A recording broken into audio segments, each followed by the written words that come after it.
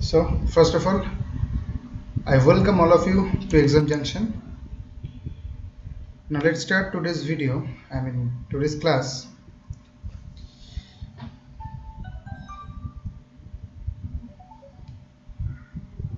Sorry. Okay, so our today's target is center-state relations. We will do interstate relations, and finally emergency provisions in your Lakshmikant that is there. So please everyone take a copy and a pen and make notes, otherwise it will be very problematic for you in later times to revise.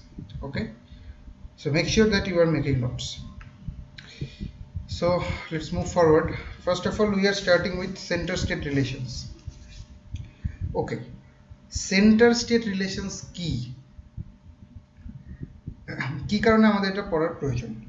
দেখো, আমাদের যে Indian যে political system, এই political সিস্টেমটা হলো কি ধরনের system? সেটা কি ইউনিটারি সিস্টেম না ফেডারেল সিস্টেম? সেটা অবশ্যই ফেডারেল সিস্টেম। অর্থাৎ আমাদের একটা সেন্টার আছে কমন, যেখানে প্রত্যেকের মানে সেন্টার হচ্ছে সমস্ত স্টেটের ওপরে, ঠিক আছে? সবার স্টেটের ওপরে সেন্টারের পাওয়ার, এবং সেন্টার সেটা সমস্ত স্টেটের ওপরে ইমপ্লিমেন্ট করতে পারে নিজের পাওয়ারটাকে। Fine, sorry, no problem. কিন্তু আমাদের কিছু স্টেটও আছে। সো সেন্টারেরও কিছু পাওয়ার আছে, স্টেটেরও কিছু পাওয়ার আছে। তো তারা কিভাবে নিজেদের মধ্যে রিলেশন রাখবে, তারা কিভাবে একে অপরের সাথে একটা সবসময় যে বিভিন্ন ধরনের পলিসি তৈরি বলো, কিংবা অন্যান্য ক্ষেত্রে বিভিন্ন গ্র্যান্টস যেগুলো আছে সেই ক্ষেত্রে বলো, ফিনান্সিয়াল কিছু ব্যাপার বলো, সো প্রত্যেকটা ক্ষেত্রে একটা নির্দিষ্ট রিলেশনস, একটা ফাইনাল কিছু থাকা দরকার, যে সেন্টার এইরকম করলে স্টেট এইরকম করবে, এইরকম সিচুয়েশন তৈরি হলে সেন্টার আর স্টেটের মধ্যে রিলেশনটা এইরকম হবে। সো প্রত্যেকটা ক্ষেত্রে এটা একটা রিলেশনস থাকা খুব প্রয়োজন। সো দেখো, সেই জন্য সেন্টার স্টেট রিলেশনসটা এতটা ইম্পর্টেন্ট। এখানে আমরা কি কি আলোচনা করব? মেইনলি ডিভিশন অফ পাওয়ার, তারপরে লেজিসলেটিভ কী কী রিলেশনস আছে, administrative relations, and finally financial relations. এখানে আরেকটা জিনিস যেখানে তোমাদের একটা মনে রাখতে হবে, সেটা হলো কোনো জুডিশিয়াল রিলেশনসের ব্যাপারে আলোচনা করা হয় না এইখানটায়। কারণ এইখানে কোনো রকম ভেদ নেই আমাদের তোমার মনে করো সেন্টার আর স্টেটের মধ্যে। সেন্টার আর স্টেট উভয় ক্ষেত্রেই জুডিশিয়ারি অর্থাৎ কোর্টস, সুপ্রিম কোর্টস, হাইকোর্টস, এই যে জুডিশিয়াল যে সিস্টেমটা রয়েছে এটা প্রত্যেকের ক্ষেত্রে সমান, এবং সবাইকেই এই জুডিশিয়ারিটা মেনে চলতে হবে। সো এইখানে দ্বিতীয় কোনো জায়গা নেই যে সেন্টার আর স্টেটের ক্ষেত্রে আলাদা আলাদা কোনো জুডিশিয়াল সিস্টেম আছে। সো সেই জন্য আমরা কোনো জুডিশিয়াল ব্যাপার নিয়ে এখানে আলোচনা করি না। Clear? So let's move forward. প্রথমে আমরা দেখব লেজিসলেটিভ রিলেশন। আচ্ছা, ডিভিশন অফ পাওয়ার তো বুঝতেই পেরেছো যে ডিভিশন অফ পাওয়ার বলতে কি, যে প্রত্যেকটা স্টেটকে এবং প্রত্যেকটা সেন্টার আর স্টেটের মধ্যে যে বিভিন্ন সাবজেক্টস আলাদা আলাদা করে ডিফাইন করে দেওয়া আছে, যে তুমি এই সাবজেক্টগুলোর ওপরেই ল বানাতে পারবে, কিংবা স্টেট এই সাবজেক্টগুলোর ওপরেই ল বানাতে পারবে, এর বাইরে তো কেউ পারবে না। আর কিছু কনকারেন্ট লিস্ট আছে যেটার উপরে প্রত্যেকে সেন্টার এবং স্টেট উভয় ল বানাতে পারবে। সো এগুলোই আমরা ধীরে ধীরে একটু একটু করে নিয়ে ডিটেলে আলোচনা করব। ফার্স্ট অফ অল যেটা আছে লেজিসলেটিভ রিলেশনস। দেখো, লেজিসলেটিভ, এটা আমাকে কেউ একজন কোশ্চেন আমাকে লিখে পাঠিয়েছিল হোয়াটসঅ্যাপে, যে লেজিসলেচার আর এক্সিকিউটিভের মধ্যে ডিফারেন্সটা ঠিকঠাক কী। সো এইখানে দেখো, লেজিসলেটিভ বলতে এটাই বোঝাচ্ছে যে যেভাবে আমাদের বা যারা আমাদের ল তৈরি করছে, ঠিক আছে? কোনো ক্ষেত্রে আমরা যখন একটা ল বানাচ্ছি, যেমন ধরো পার্লামেন্টে যখন লটা বানানো হচ্ছে, যে কোনো একটা মেম্বার অফ পার্লামেন্ট একটা বিল পেশ করলো পার্লামেন্টে, এবং সেইখান থেকে কি হলো, তারপরে সেটার উপরে ডিসকাশন হলো, তারপরে ভোটিং হলো। তাহলে এই ভোট দেওয়ার অধিকার কার কার আছে? প্রত্যেকটা এমপির আছে। তাহলে প্রত্যেকটা এমপি মিলে ওই বিলটাকে একটা অ্যাক্টে পরিণত করছে। Are you understanding? তাহলে সেটা একটা প্রপোজাল ছিল কোনো একটা পার্টিকুলার এমপির থেকে, সেইটাকে সবাই ভোট দিচ্ছে, এবং তারপরে সেটা একটা ল তৈরি হচ্ছে, একটা অ্যাক্ট তৈরি হচ্ছে, তারপরে সেইটা সারা দেশে ওই অ্যাক্ট অনুযায়ী কাজ হবে। তাহলে এই যে একটা অ্যাক্ট তৈরি হলো, এই লটা তৈরি করছে যারা, তাদেরকে বলা হবে legislature. I hope clear? So legislative যে সমস্ত রিলেশনস আছে সেগুলো নিয়ে এবার আলোচনা করি। তাহলে লেজিসলেটিভ রিলেশনে প্রথমেই যেটা রয়েছে দেখো, টেরিটোরিয়াল এক্সটেন্ট, তারপরে আছে ডিস্ট্রিবিউশন অফ সাবজেক্টস, প্রত্যেকটা নিয়ে আলোচনা করব। Parliament in the state field, অর্থাৎ স্টেটের যে সমস্ত কাজকর্ম আছে সেখানে পার্লামেন্ট কিভাবে হস্তক্ষেপ করছে। এছাড়া স্টেট লেজিসলেশনের উপরে ডাইরেক্টলি সেন্টার কিভাবে কিভাবে সেখানে হস্তক্ষেপ করছে, এগুলো সবাই আমরা ধীরে ধীরে দেখব। First point, territorial extent. Territorial extent বলতে কি বোঝাচ্ছে? দেখো, টেরিটরি বলতে বোঝাচ্ছে যে তোমার আর কি জুরিসডিকশন কতটা। আজকে আমাদের পার্লামেন্টে যখন একটা ল বানানো হবে, সেই লটা, সেই অ্যাক্টটা সমগ্র ভারতবর্ষ অর্থাৎ ভারতের প্রত্যেকটা কোণা কোণা পর্যন্ত সেই ল কাজ করবে, তাই না? তাহলে পার্লামেন্ট যখন একটা ল বানাচ্ছে সেটা হোল কান্ট্রিতে সেটার উপরে কাজ হবে, সেটা স্টেটসে, ইউনিয়ন টেরিটরিজে এবং আদার্স। এই আদার্স বলতে কি বোঝাচ্ছে? মনে করো কালকে আকসাই চীন, আজকে যেটা আকসাই চীন রয়েছে, যেটা চীনের হাতে রয়েছে, সেটা আমরা অধিকার করে নিলাম, সেটা তো এখন ইন্ডিয়ার টেরিটরির মধ্যে নেই, আই মিন ইন্ডিয়ার কোনো স্টেট নয়, কোনো ইউটি নয়। তাহলে এই আদার্স বলতে এইগুলো বোঝানো হচ্ছে যেটা এই মুহূর্তে হয়তো স্টেট বা ইউটি নয়, কিন্তু পরবর্তীতে হতে পারে। Are you understanding? সেই জন্য বলা হচ্ছে স্টেটস, ইউনিয়ন টেরিটরিজ এবং অন্যান্য সমস্ত এই ধরনের যে অংশ রয়েছে যেখানে পার্লামেন্টের প্রত্যেকটা ল, প্রত্যেকটা অ্যাক্ট সেইখানে ইমপ্লিমেন্ট করা সম্ভব। ওকে, আর একটা যেটা ব্যাপার হচ্ছে subjects of the Nations outside the country, অর্থাৎ যে সমস্ত ভারতীয় দেশের বাইরে বসবাস করছে, ক্লিয়ার, তাদের ক্ষেত্রেও কিন্তু পার্লামেন্টের প্রত্যেকটা ল কার্যকরী হবে। আজকে তুমি যদি এখান থেকে আমেরিকায় চলে যাও, এখান থেকে আমেরিকায় চলে যাওয়ার পরে তার মানে এই নয় যে তুমি যেই সমস্ত অধিকারগুলো ভারতে পেতে, সেই অধিকারগুলো পাওয়া তুমি বন্ধ হয়ে যাবে। কিংবা একটা অ্যাক্ট যদি তৈরি হয় সেটা সমস্ত ভারতীয় ক্ষেত্রে প্রযোজ্য হলে সেটা তোমার ক্ষেত্রেও প্রযোজ্য হবে। তাহলে তুমি হতে পারে যে কান্ট্রির জিওগ্রাফিক্যাল লোকেশনের মধ্যে নেই, তুমি বাইরে আছো, কিন্তু তোমার উপরেও সেই সমস্ত অ্যাক্ট কার্যকরী হবে। ক্লিয়ার? তাহলে পার্লামেন্টের যে সমস্ত ল থাকে সেটা সমগ্র দেশে এবং দেশের বাইরেও এই দেশ সংক্রান্ত যা যা জিনিস আছে প্রত্যেকটার ক্ষেত্রে কার্যকরী হবে, সেটা পার্লামেন্টের অ্যাক্টস। ক্লিয়ার? আর স্টেট লেজিসলেচারের ক্ষেত্রে কি হবে? স্টেট লেজিসলেচারের ক্ষেত্রে ব্যাপারটা এরকম হবে, ধরো স্টেট যখন কোনো একটা ল বানাচ্ছে, সেই লটা কিংবা সেই অ্যাক্টটা শুধুমাত্র ওই স্টেটেই সীমাবদ্ধ থাকবে। অর্থাৎ আজকে আমাদের ওয়েস্ট বেঙ্গল, যদি একটা ওয়েস্ট বেঙ্গলের যে লেজিসলেচার আছে সেখানে যখন একটা অ্যাক্ট বানানো হচ্ছে, সেটা শুধুমাত্র ওয়েস্ট বেঙ্গলেই থাকবে, সেটা বিহারে কাজ ওইটার উপরে হবে না। ক্লিয়ার? বিহারের যে সমস্ত লেজিসলেচারের যে সমস্ত নিয়ম আছে, যে সমস্ত লজ আছে, তার উপরে বিহারে কাজ হবে। এরকম প্রত্যেকটা স্টেটের আলাদা আলাদা রুলস আছে, লজ আছে, সেইখানকার ওপরে সেই লজগুলোর উপরে বেস করে সেই স্টেটে কাজ হবে। সুতরাং স্টেটের জুরিসডিকশন অনেক শর্ট, কিন্তু পার্লামেন্টের জুরিসডিকশন অনেক অনেক বড়। I hope it is clear. এছাড়া আর কি, তাহলে এটুকু বোঝা গেল পার্লামেন্ট, স্টেট। এরপরে যেটা স্পেশাল যে প্রভিশনস রয়েছে সেখানে এটা বলা হচ্ছে যে আমাদের প্রেসিডেন্ট, দেখো ইউনিয়ন টেরিটরিজ যেগুলো আছে সেগুলো ডাইরেক্টলি, সেখানে কোনো দু একটা এক্সেপশনস আছে যেমন দিল্লি, এরকম যে সমস্ত এক্সেপশনস আছে সেগুলো বাদ দিয়ে বাদবাকি যে ইউনিয়ন টেরিটরিজ আছে সেই টেরিটরিজগুলো আমাদের প্রেসিডেন্টের ডাইরেক্ট কন্ট্রোলে আসে। অর্থাৎ সেইখানে যে লেফটেন্যান্ট গভর্নর আছে সে প্রেসিডেন্টের রিপ্রেজেন্টেটিভ, আর তার আন্ডারেই পুরো অ্যাডমিনিস্ট্রেশন রয়েছে ইউনিয়ন টেরিটরিজে। সো ইউনিয়ন টেরিটরিজের উপরে বিভিন্ন ধরনের ল, বিভিন্ন ধরনের অ্যাক্ট ইমপ্লিমেন্ট করার অধিকার প্রেসিডেন্টের হাতে আছে। এই ক্ষেত্রে হয়তো পার্লামেন্টের যে লটা পাস করেছে পার্লামেন্ট, সেই লটার কিছু চেঞ্জ হতেও পারে। ওকে, পার্লামেন্টের যে অ্যাক্ট পাস করা হয়েছে সেই অ্যাক্টের কিছু কিছু প্রভিশনস হয়তো ওই ইউনিয়ন টেরিটরিজের জন্য প্রযোজ্য নয়, সেই ক্ষেত্রে আমাদের প্রেসিডেন্ট অ্যাকর্ডিংলি সেই সমস্ত প্রভিশনস চেঞ্জ করে নতুন প্রভিশনস অ্যাড করে ইউনিয়ন টেরিটরিজে সেটাকে ইমপ্লিমেন্ট করতে পারবে। এটা প্রেসিডেন্টের অধিকার আছে। নেক্সট, যে সমস্ত শিডিউলড এরিয়া রয়েছে, অর্থাৎ যে সমস্ত, যেখানে মনে করো কিছু স্পেশাল ট্রাইবাল গ্রুপস রয়েছে, কিছু শিডিউলড যে সমস্ত গ্রুপস তারা রয়েছে, মধ্যপ্রদেশ বলতে পারো, আসাম বলতে পারো, নাগাল্যান্ড বলতে পারো, এই ধরনের যে সমস্ত জায়গা রয়েছে সেইখানে তাদের যে গভর্নর আছে সেই গভর্নরকে এই অধিকার দেওয়া হয়েছে যে ওই স্টেটের জন্য, ওই পার্টিকুলার এরিয়ার জন্য যেই রকম অ্যাক্ট, যেই রকম ল প্রযোজ্য মানে হওয়া উচিত, সেই রকম গভর্নর নিজের প্রয়োজন মতো বানিয়ে সেখানে ইমপ্লিমেন্ট করতে পারবে। ক্লিয়ার? তাহলে তোমাদের যদি এইরকম বলা হয় যে পার্লামেন্টের প্রত্যেকটা ল এরকম যদি একটা ধরো অপশন থাকলো কোনো একটা এমসিকিউতে যে পার্লামেন্টের প্রত্যেকটা ল উইদাউট এনি চেঞ্জ প্রত্যেকটা জায়গায় ইমপ্লিমেন্ট করতেই হবে, এই যেরকম সেন্স যদি কখনো তোমাকে বলে যে উইদাউট এনি চেঞ্জ, কোনো রকম চেঞ্জ করা যাবে না, ইমপ্লিমেন্ট করতেই হবে, তাহলে সেই অপশনটা কিন্তু রং হবে। কারণ পার্লামেন্টের অ্যাক্ট বা কোনো স্টেট লেজিসলেচারের যে সমস্ত অ্যাক্টস রয়েছে সেগুলোকে গভর্নর নিজের প্রয়োজন মতো, নিজের প্রয়োজন মতো মানে ওই এরিয়ার প্রয়োজন মতো সেটাকে মডিফাই করতে পারে। ক্লিয়ার? টেরিটোরিয়াল এক্সটেন্ট আশা করি বুঝতে পেরেছো। তারপরে যেটা নিয়ে আলোচনা হবে সেটা হলো ডিস্ট্রিবিউশন অফ সাবজেক্টস।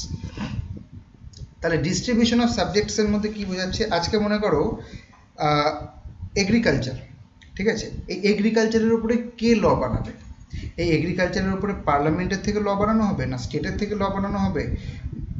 কিংবা এটা যদি ক্লিয়ার করা না থাকে তাহলে একটা সময় দেখা যাবে আমাদের পার্লামেন্ট এক ধরনের ল বানাচ্ছে, হয়তো আমাদের স্টেট ঠিক উল্টোই কোনো একটা অ্যাক্ট পেশ করলো এর জন্য, এগ্রিকালচারের জন্য বা এই ধরনের যে কোনো কিছুর জন্য। সেই জন্য এই একটা লিস্ট তৈরি করা হয়েছে যেটা একেবারে প্রথম থেকে চলে আসছে 1935 থেকে, যখন আমাদের গভর্নমেন্ট অফ ইন্ডিয়া অ্যাক্ট 1935, সেখানেও এই ধরনের এই প্রভিশনস ছিল যে ইউনিয়ন লিস্ট, স্টেট লিস্ট আর কিছু কমন লিস্ট এরকম ছিল। তো সেই সময় থেকে চলে আসছে। এখন বর্তমানে আমাদের পার্লামেন্টের যে ইউনিয়ন লিস্ট আছে সেখানে 100টা সাবজেক্টস আছে, অর্থাৎ 100টা বিষয় আছে যার উপরে শুধুমাত্র এক্সক্লুসিভলি আমাদের পার্লামেন্ট কোনো অ্যাক্ট বানাতে পারবে। ক্লিয়ার? তার মধ্যে কি কি রয়েছে? তার মধ্যে পাবলিক অর্ডার রয়েছে, এছাড়া তোমার ধরো সেখানে রয়েছে তোমার কি কি রয়েছে, কারেন্সি রয়েছে সেখানে, তারপরে তোমার ডিফেন্স রয়েছে। এই ধরনের যে সমস্ত বড় বড় ফ্যাক্টসগুলো যেইটা সমগ্র দেশকে আমাদের এফেক্ট করবে, সেই সমস্ত সাবজেক্ট পার্লামেন্টের আন্ডারে রয়েছে। এছাড়া স্টেট লেজিসলেচারের যে আন্ডারে 61 সাবজেক্টস আছে, সেখানে এক্সক্লুসিভলি আমাদের স্টেট লেজিসলেচারই সেই সাবজেক্টের উপরে যে কোনো ধরনের রেগুলেশনস আনতে পারবে। এর মধ্যে কি কি আছে? এর মধ্যে অনেক কিছু আছে, যেমন তোমার পাবলিক হেলথ রয়েছে, স্যানিটেশন, এগ্রিকালচার, প্রিজনস, এই সমস্ত কিছু রয়েছে স্টেট লেজিসলেচারের আন্ডারে। আর একটা কিছু জায়গা রয়েছে, যেমন 52 সাবজেক্টস এখানে রয়েছে, যেখানে বলা হচ্ছে যে আমাদের পার্লামেন্ট আর স্টেট লেজিসলেচার উভয়েই এই সাবজেক্টগুলোর উপরে যে কোনো ধরনের রেগুলেশনস আনতে পারবে। কারণ এগুলো দেখা যাচ্ছে এত কমন ইন নেচার যে এখানে শুধুমাত্র স্টেট কিংবা শুধুমাত্র পার্লামেন্টের অধিকার রাখা ঠিক নয়, এখানে both of them can make laws upon this subjects.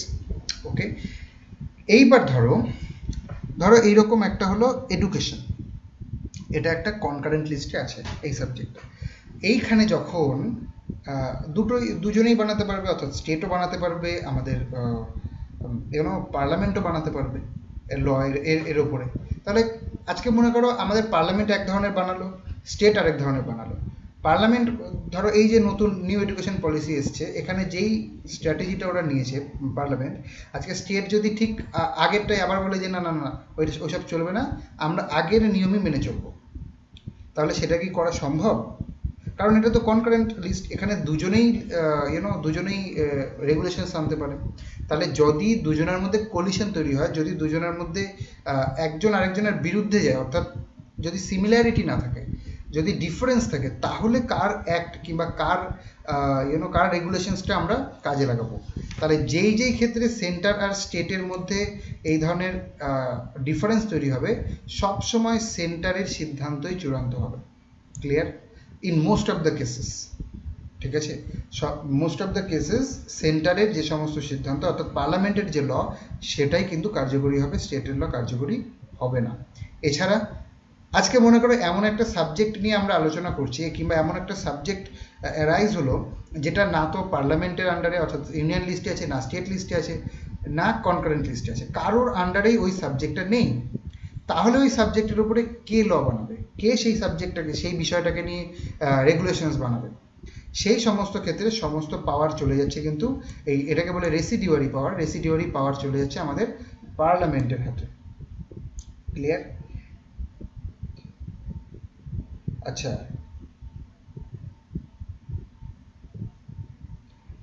এখানে দেখো অসীম বলছে যে 98 দেওয়া আছে। এইখানে 98 বলতে এইরকম নয়, এইরকম তুমি কোন এডিশন ইউজ করছো আমি জানি না, তবে আমার কাছে আছে 5th এডিশন।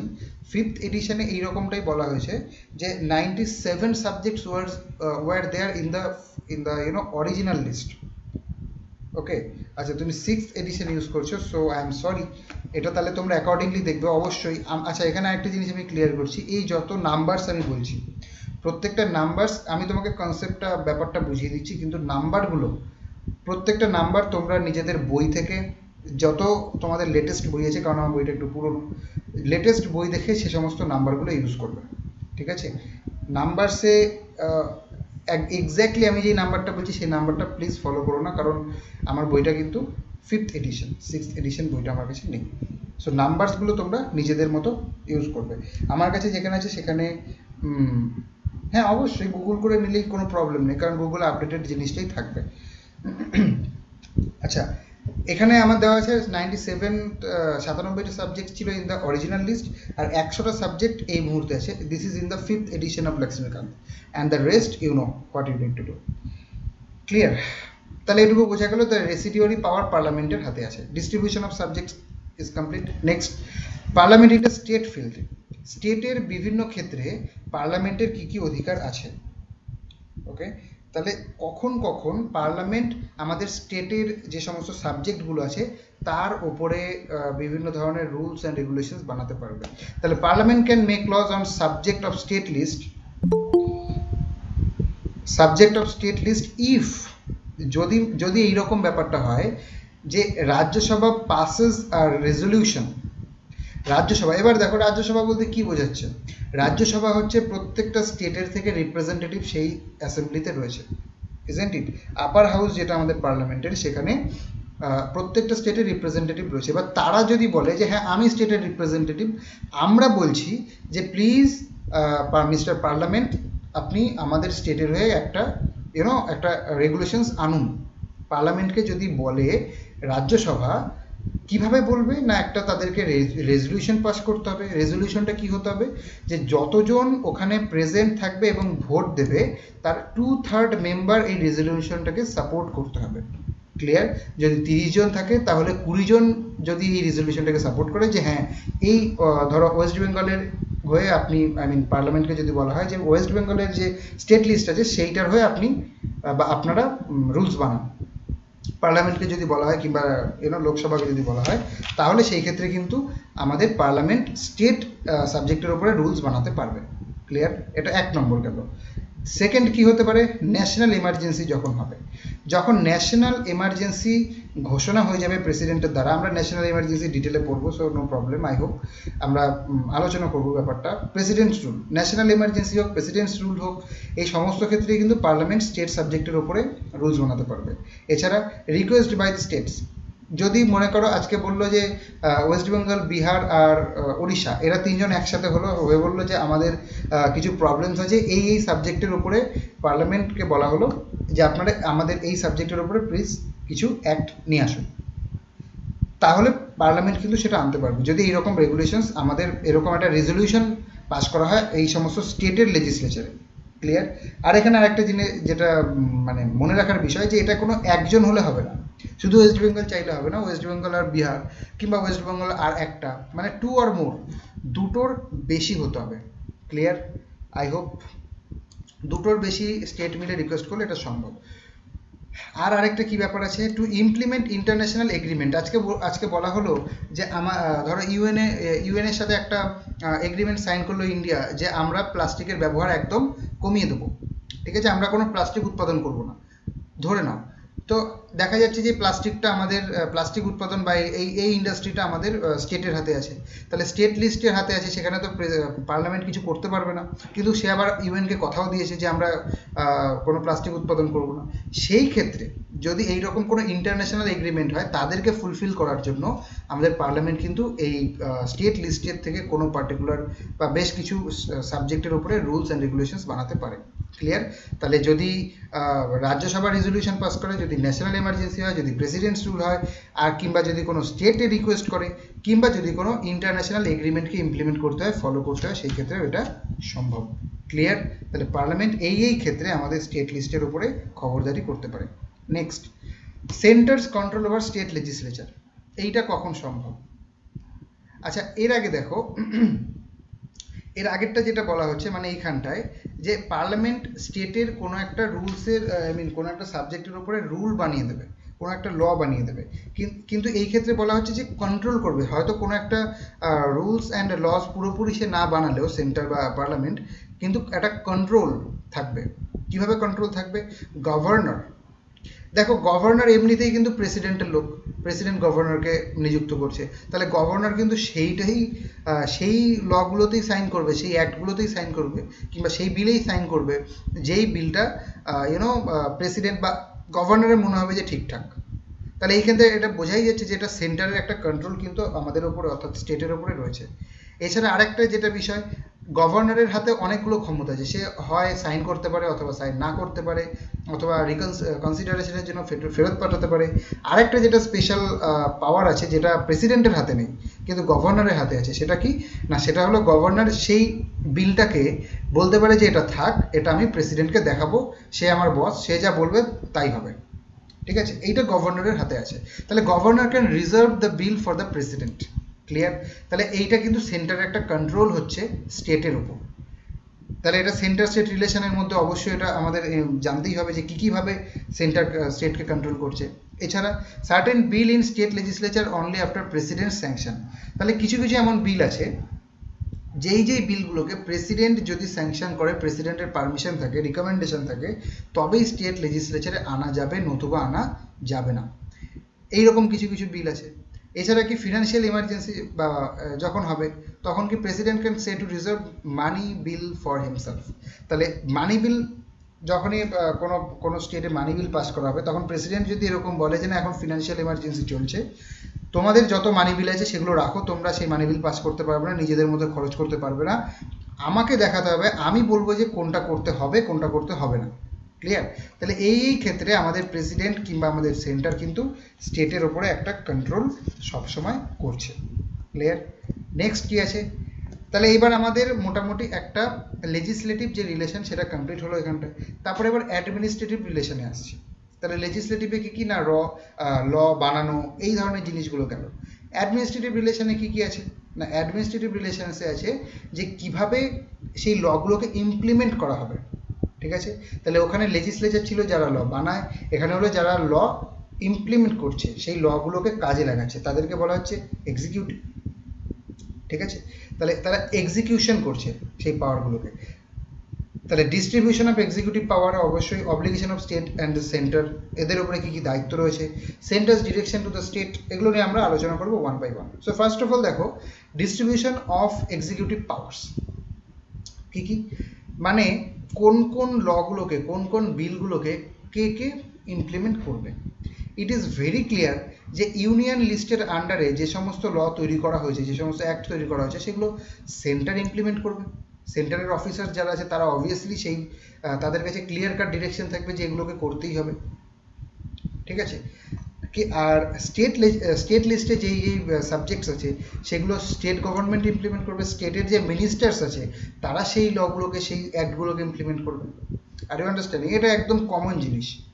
ঠিক আছে? আর কনকারেন্ট লিস্ট অর্থাৎ যে লিস্টগুলো দুটোর মধ্যেই রয়েছে সেটা কে করবে, সেটা স্টেটের আন্ডারে আছে। অর্থাৎ আজকে এডুকেশন পলিসি নিয়ে যে নিউ এডুকেশন পলিসি আনলো কিছুদিন আগে আমাদের সেন্ট্রাল গভর্নমেন্ট, সেইটা কিন্তু ইমপ্লিমেন্ট করার দায়িত্ব স্টেটের হাতে থাকবে।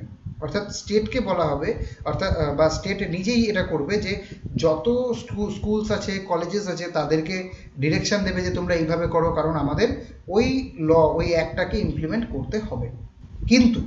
কিন্তু পার্লামেন্টও এই কাজটা করতে পারে।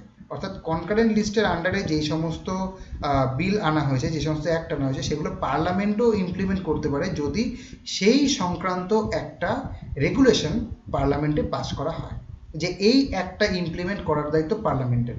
এইরকমভাবে যদি কোনো এইভাবে যদি কোনো একটা অ্যাক্ট পাস করা হয় পার্লামেন্টে, তাহলে সেই দায়িত্বটা কিন্তু পার্লামেন্টের হাতে চলে যাবে। ক্লিয়ার? তাহলে ডিস্ট্রিবিউশন অফ এক্সিকিউটিভ পাওয়ার্স অর্থাৎ কীভাবে কোনো সব কিছু ইমপ্লিমেন্ট করা হবে, এক্সিকিউশন করা হবে, সেগুলো এইভাবে নির্ধারণ করা হয়। ইউনিয়ন লিস্টেডটা সেন্টারের হাতে, সেন্ট্রাল যে মিনিস্টার্স আছে তারা করবে, স্টেট লিস্টেডটা স্টেট মিনিস্টার্স করবে, আর কনকারেন্ট লিস্টটা স্টেটের আন্ডারে থাকবে, কিন্তু স্পেশাল কেসেসের ক্ষেত্রে সেটা পার্লামেন্টের হাতে যেতে পারে। ক্লিয়ার? আরও অনেক ডিটেলে আছে, তোমরা ডিটেলে বইতে ধীরে ধীরে পড়বে।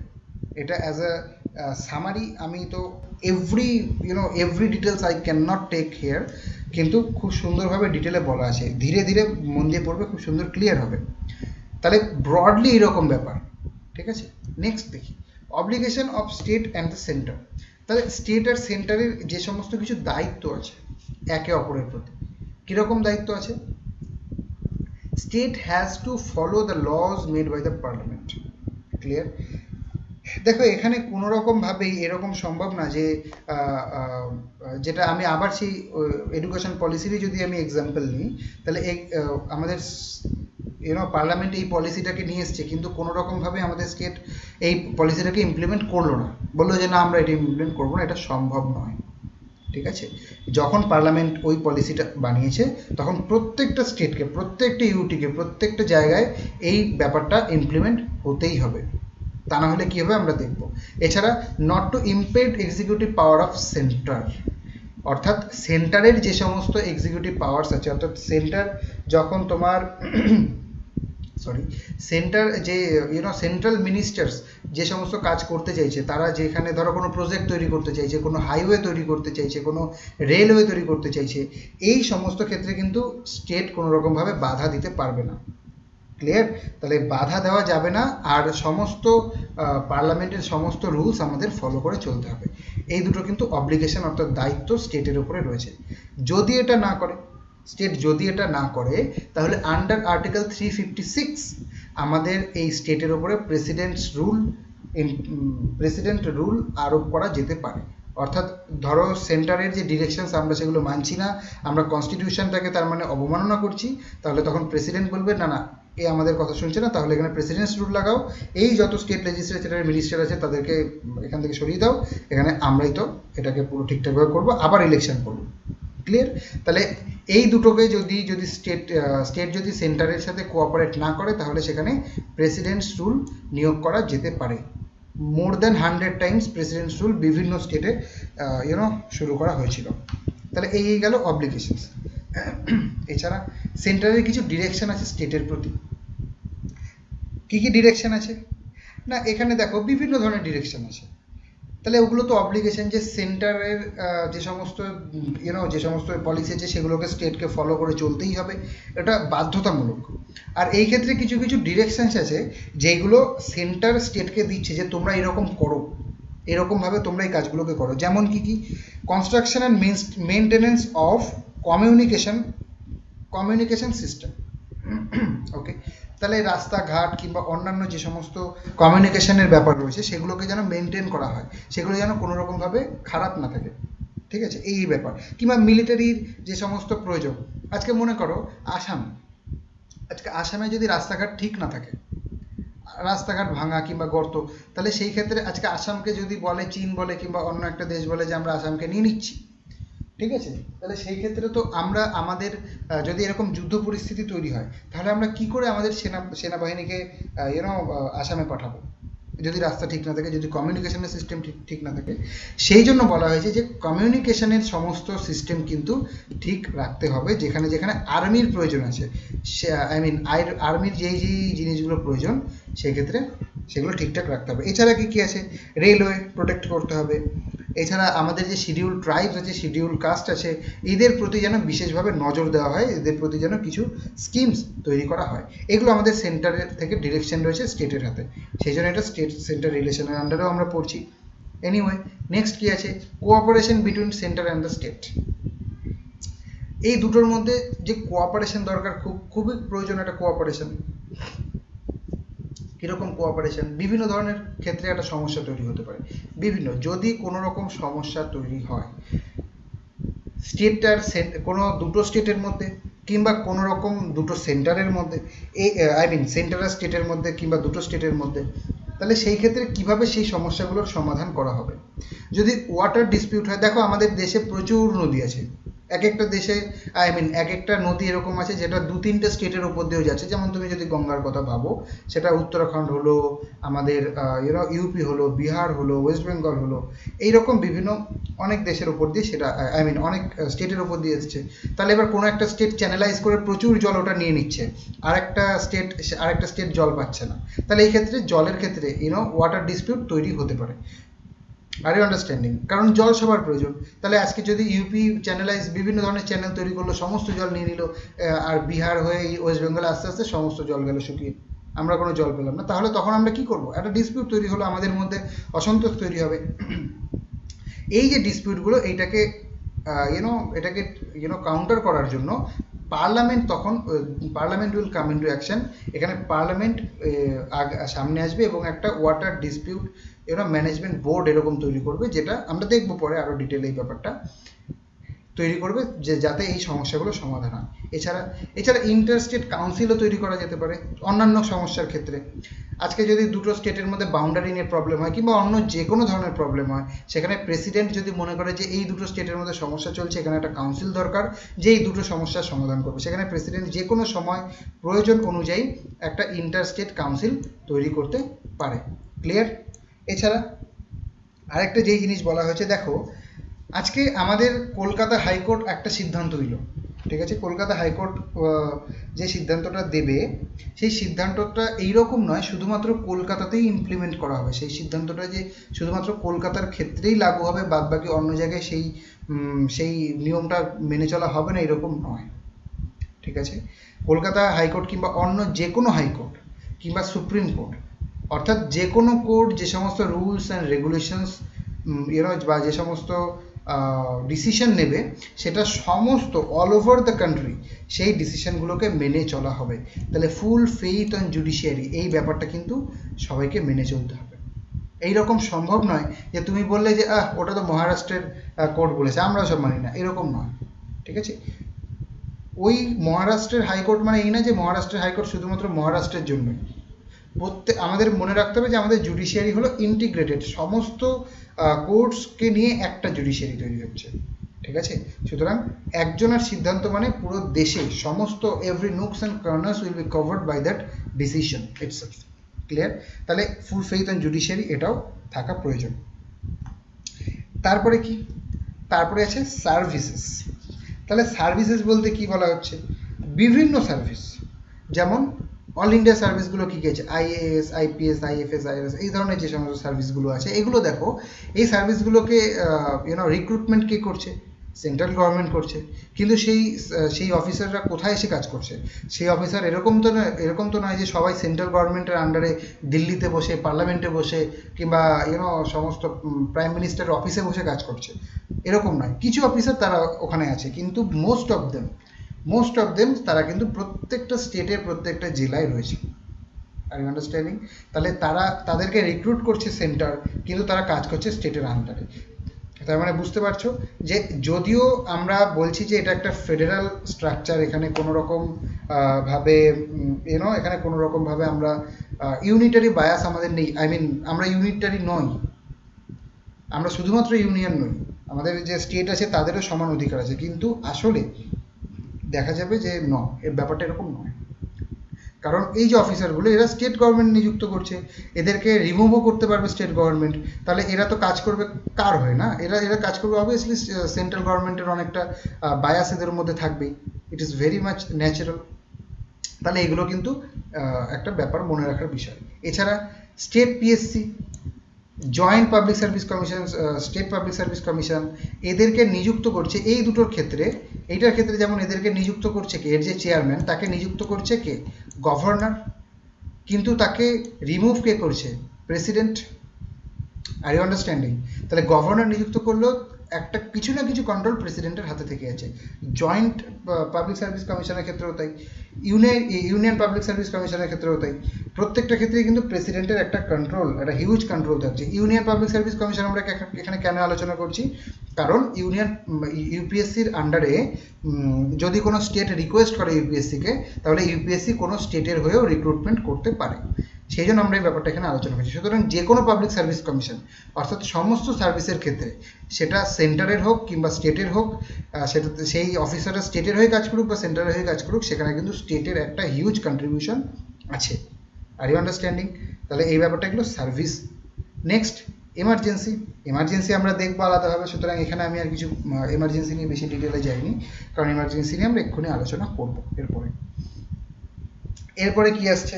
তাহলে আমরা লেজিসলেটিভ রিলেশনস আলোচনা করলাম, অ্যাডমিনিস্ট্রেটিভ করলাম, and finally our financial relations. Financial রিলেশনে কি বলতে চাইছে?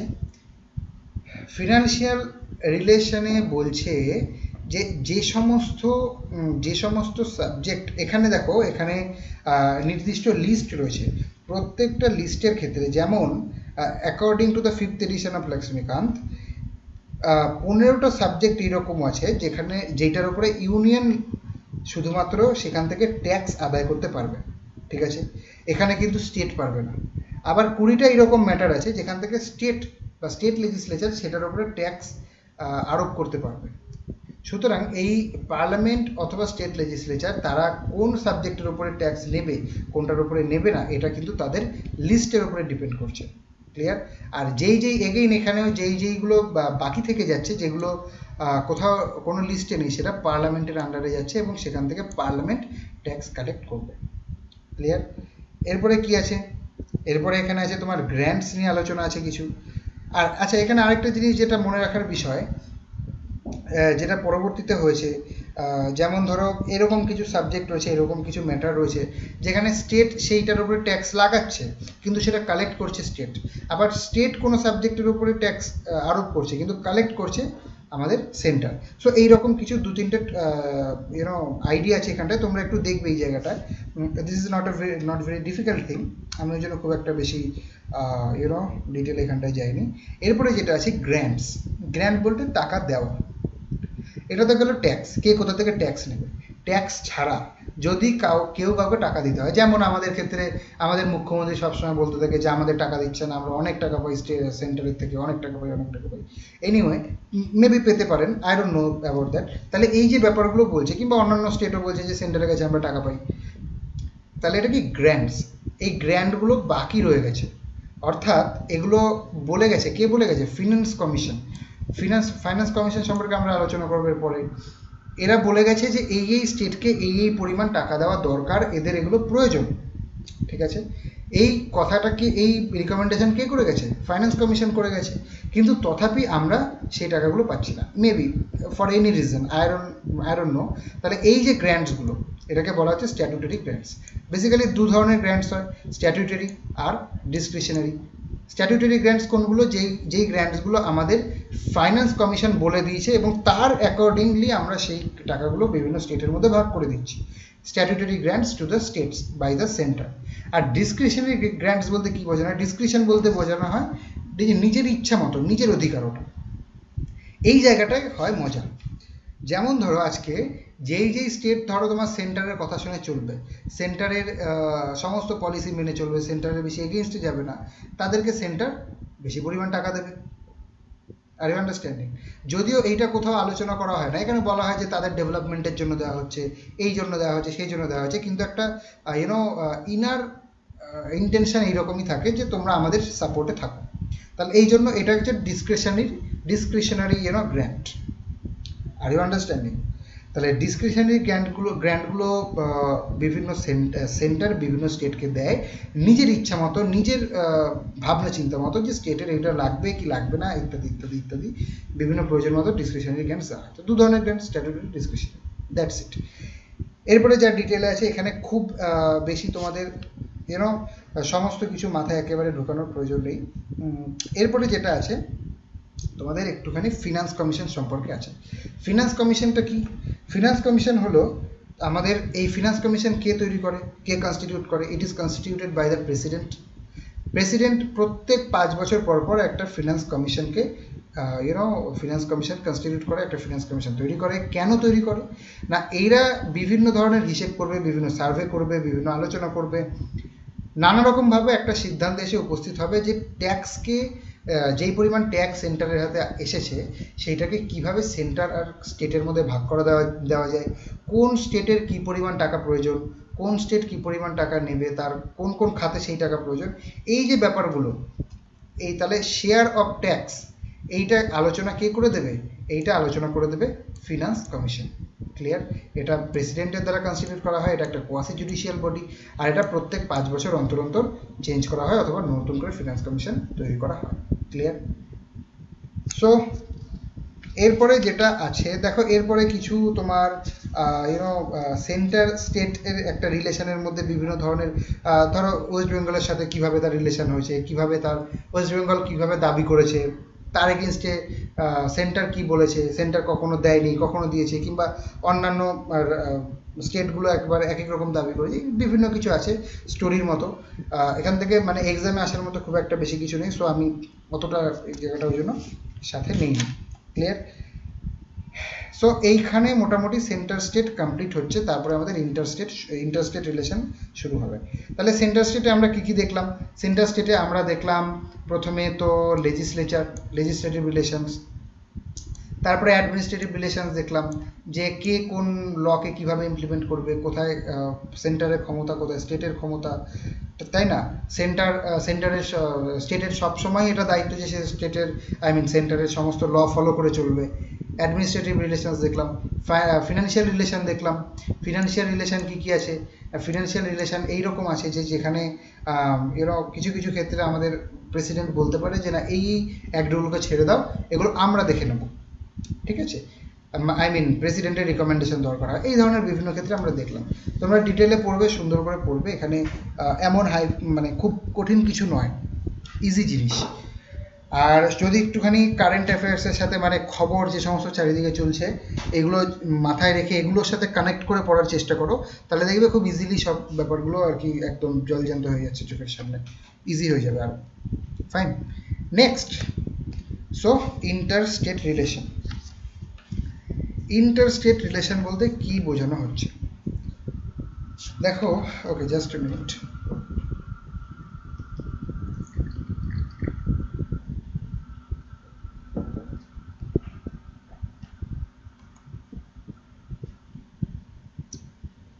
ওকে, সো ইন্টারস্টেট রিলেশনের প্রয়োজনটা কি? একই রকম কেস। সেন্টার আর স্টেটের মধ্যে ডিসপিউট তৈরি হতে পারলে এটা তো খুব ইজি যে দুটো স্টেটের মধ্যে ডিসপিউট তৈরি হবে, তাই না? সো দুটো স্টেটের মধ্যে যে সমস্ত ডিসপিউট তৈরি হচ্ছে, কিংবা দুটো স্টেটের মধ্যে রিলেশন কিরকম থাকবে, তাদের মধ্যে ব্যবসা কিভাবে হবে, তাদের মধ্যে জল চুক্তি জলের যে ডিভিশন নদীর, সেটা কিভাবে হবে, অন্যান্য যে সমস্ত অ্যাক্টস আছে, একটা স্টেটের ল আরেকটা স্টেটে ইমপ্লিমেন্ট হবে কিনা, একটা হাইকোর্টের রেগুলেশনস আরেকটা স্টেটে ইমপ্লিমেন্ট হবে কিনা, এই সমস্ত কিছু নিয়ে আলোচনার জন্য এই চ্যাপ্টারটা এখানে ওই জন্য বলা হয়েছে যে ইন্টার স্টেট, অর্থাৎ স্টেট 2-3টে স্টেটের মধ্যে, অর্থাৎ কিংবা মাল্টিপল স্টেটের মধ্যে যে রিলেশন সেইটা নিয়ে আলোচনা হবে। সো এখানে কি কি বিষয়ে মেইনলি আলোচনা হবে? ওয়াটার ডিসপিউট, আর ইন্টারস্টেট কাউন্সিল, অর্থাৎ ওয়াটার ছাড়া অন্যান্য যে কোনো সমস্যা সেটার জন্য কাউন্সিল তৈরি হবে। আর এছাড়া পরপর রয়েছে, আমরা আলোচনা করছি ওয়াটার ডিসপিউটের ক্ষেত্রে কি। ওয়াটার ডিসপিউট হলো, যেটা আমি একটু আগে তোমাদের বুঝিয়ে বললাম, যে যখন এই ধরনের কোনো সমস্যা তৈরি হবে, যে জল নিয়ে ভাগাভাগি, যে কে জল নেবে, কতটা জল নেবে, সেই ক্ষেত্রে কিন্তু এই সমস্যার জন্য এগিয়ে আসবে পার্লামেন্ট। এই জন্য কোনো স্টেট ওয়াটার ডিসপিউটের ক্ষেত্রে কোনো স্টেট কিন্তু সুপ্রিম কোর্টে যেতে পারবে না, কিংবা কোনো হাইকোর্টও এই ব্যাপারে সিদ্ধান্ত দেবে না, ঠিক আছে? ইন ফার্স্ট ইনস্ট্যান্স প্রথমে তাহলে পার্লামেন্ট এই ক্ষেত্রে আসবে, এবং পার্লামেন্ট কি করবে না, এখানে যে সমস্ত অ্যাক্টসগুলো রয়েছে, যে ইন্টারস্টেট ওয়াটার ডিসপিউট অ্যাক্টস রয়েছে, সেই অ্যাক্টসের আন্ডারে তোমার বিভিন্ন বোর্ড তৈরি হবে, ঠিক আছে? এই বোর্ডগুলো কি করবে? এই বোর্ডগুলো সিদ্ধান্ত নেবে যে জলটা কিভাবে ভাগ হবে। এটা অ্যাকচুয়ালি ট্রাইব্যুনাল তৈরি হয়, যেমন কৃষ্ণা ওয়াটার ডিসপিউটস ট্রাইব্যুনাল, এছাড়া যেমন আছে তোমার নর্মদা ওয়াটার ডিসপিউটস ট্রাইব্যুনাল। এইগুলো তৈরি হয়েছে বিভিন্ন ইয়ারে, আগের ক্ষেত্রে প্রথম দিকে যখন এই ডিসপিউটগুলো তৈরি হয়েছে তখনই ট্রাইব্যুনালও তৈরি হয়েছে, ঠিক আছে? সেই ট্রাইব্যুনাল তৈরি হবে এবং তারা সিদ্ধান্ত নেবে যে জল কিভাবে 2-3টে স্টেটের মধ্যে ভাগ করে দেওয়া হবে। এছাড়া তারপরে যেটা আছে সেটা হচ্ছে ইন্টারস্টেট কাউন্সিল তৈরি কখন হবে। জল একটা সমস্যা, ঠিক, জল ছাড়া আর কি কি আছে? এছাড়া অন্যান্য বিভিন্ন ধরনের সমস্যা হতে পারে, শুধুমাত্র জলই তো একমাত্র সমস্যা নয়। তাহলে অন্য যে সমস্ত সমস্যা রয়েছে সেগুলোর সমাধানের জন্য, সে সমস্ত ডিসপিউটকে সলভ করার জন্য প্রেসিডেন্ট নাও কাম ইনটু অ্যাকশন। দুটো স্টেটের মধ্যে খুব ঝামেলা হচ্ছে, সো প্রেসিডেন্ট তখন বলবে ঠিক আছে আমি দেখছি। কি করবে না, প্রেসিডেন্ট একটা কাউন্সিল তৈরি করবে। সে কাউন্সিলে কিছু মেম্বার্স থাকবে যারা ওই দুটো স্টেটের বিভিন্ন ধরনের সিচুয়েশন, দুজনের বক্তব্য, এই দুটোকে তারা তারা দেখবে এবং একটা আলটিমেটলি একটা সিদ্ধান্ত দেবে যে আচ্ছা ঠিক আছে এরকম হোক। তাহলে এটা এই ইন্টারস্টেট কাউন্সিল কে কনস্টিটিউট করবে? এটা কনস্টিটিউট করবে আমাদের প্রেসিডেন্ট, ঠিক আছে। আচ্ছা, এটা কখন? যে কোনো সময়, এর কোনো রুলস নেই, মানে এই 5 বছর 6 বছর এই সমস্ত কিছু নেই, যখন প্রয়োজন তখন প্রেসিডেন্ট এটাকে তৈরি করতে পারবে, ঠিক আছে। এর কি কি কাজ আছে? এর কাজ আছে to inquire the situation, to inquire if there is any possibility of dispute. অর্থাৎ আমাদের দুটো স্টেটের মধ্যে কি কোনো ডিসপিউট হতে পারে, কোনো কি সম্ভাবনা আছে, তাহলে এই ব্যাপারগুলো ইনকোয়ারি করার দায়িত্ব এই কাউন্সিলের। এছাড়া যদি কোনো সম্ভাবনা থাকে যে এই দুটো স্টেটের মধ্যে ঝামেলা হতে চলেছে, এই দুটো স্টেটের মধ্যে একটা ডিসপিউট তৈরি হবে, তাহলে সেই ক্ষেত্রে কি করা উচিত সেই অ্যাডভাইসটাও দেবে এই কাউন্সিল।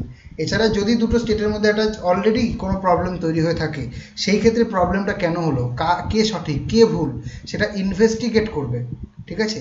তাহলে সেটা ইনভেস্টিগেশনের দায়িত্ব এই কাউন্সিলের, অ্যাডভাইসের দায়িত্ব এর, এনকোয়ারির দায়িত্ব এর, আর যে ইনভেস্টিগেশনের পরে সেই সমস্যাটাকে সমাধানের জন্য কি কি মেজার্স নেওয়া উচিত সেইটাও রিকমেন্ড করবে আমাদের ইন্টারস্টেট কাউন্সিল। ক্লিয়ার? তাহলে ইন্টারস্টেট কাউন্সিল যদি কোনো সমস্যা তৈরি হয় সেই ক্ষেত্রে তৈরি করা হবে কার দ্বারা? প্রেসিডেন্টের দ্বারা। সে কী করবে? ইনকোয়ারি করবে, অ্যাডভাইস দেবে, ইনভেস্টিগেট করবে, আর যে অন্যান্য যে কোনো ধরনের উপায় আছে সেই মেজার্সগুলোকে রিকমেন্ড করবে, ঠিক আছে। এটা একটা অ্যাডভাইজারি বডি, অর্থাৎ এটা শুধুমাত্র বলতে পারে আপনি এই কাজটা করুন, এইটা করলে আপনার ভালো, এই পর্যন্ত। এ কিন্তু এটা বলতে পারবে না যে এইটা না করলে আপনাকে ফাঁসি দেওয়া হবে। Are you understanding? যেমন কোনো ক্ষেত্রে, যেমন সুপ্রিম কোর্টের একটা যদি সিদ্ধান্ত আছে, একটা রায় আসে, তো সেই ক্ষেত্রে কি হবে?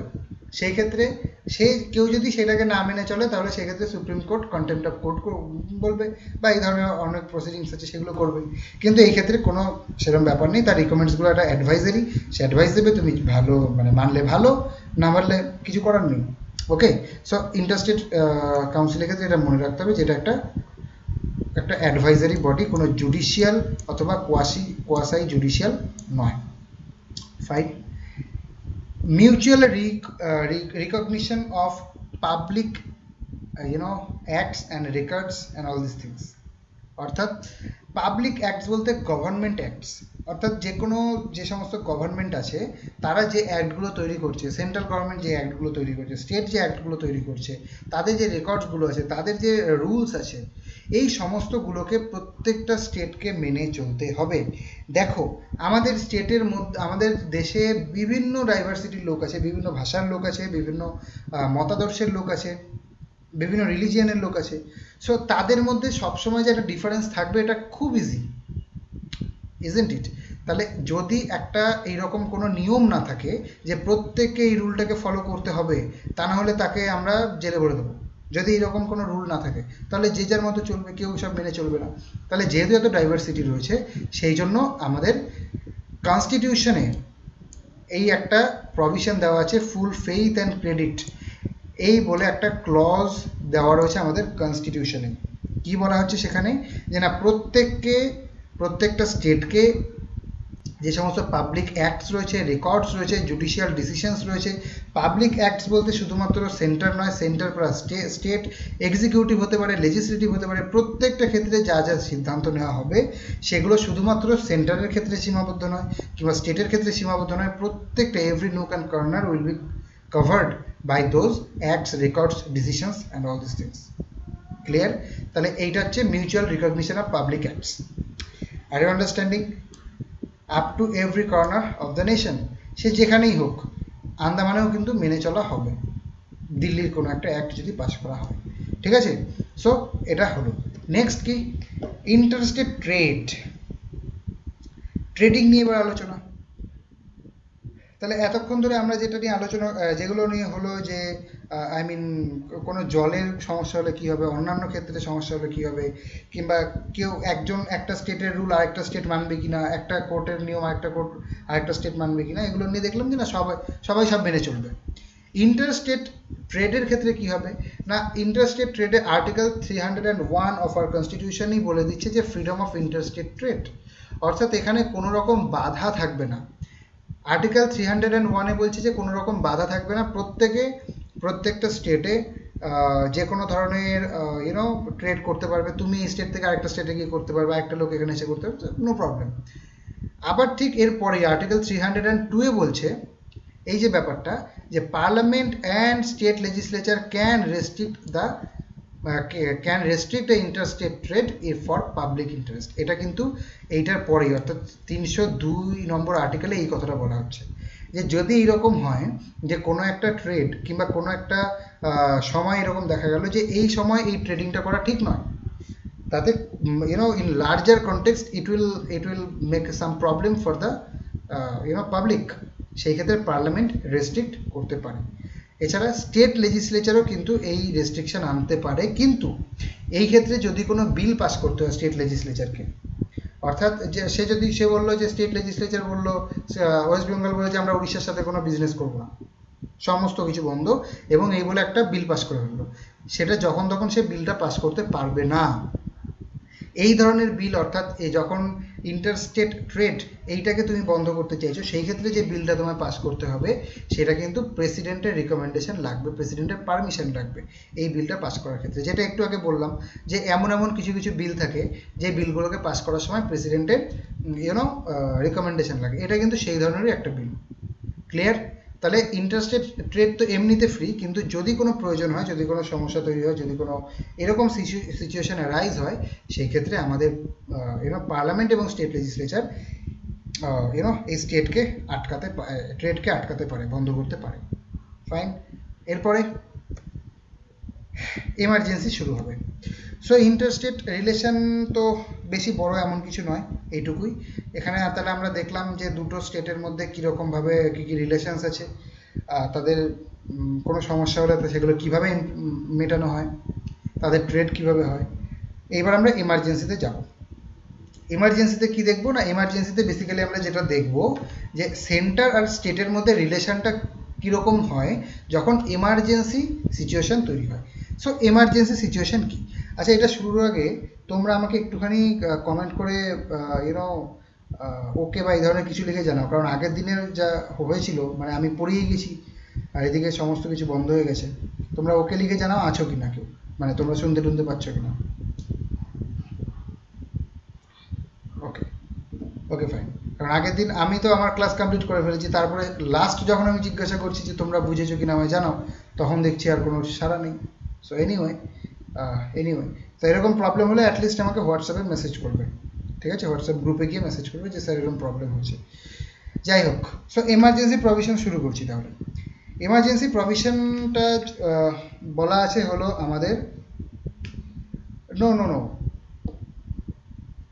আমি লিভ করে গিয়েছিলাম বলতে, দেখো এখানে সমস্যাটা এইরকম হয়েছিল যে I don't know what was the problem, কোনো একটা ইন্টারনেটের কিছু একটা প্রবলেম চলছিল, ঠিক আছে?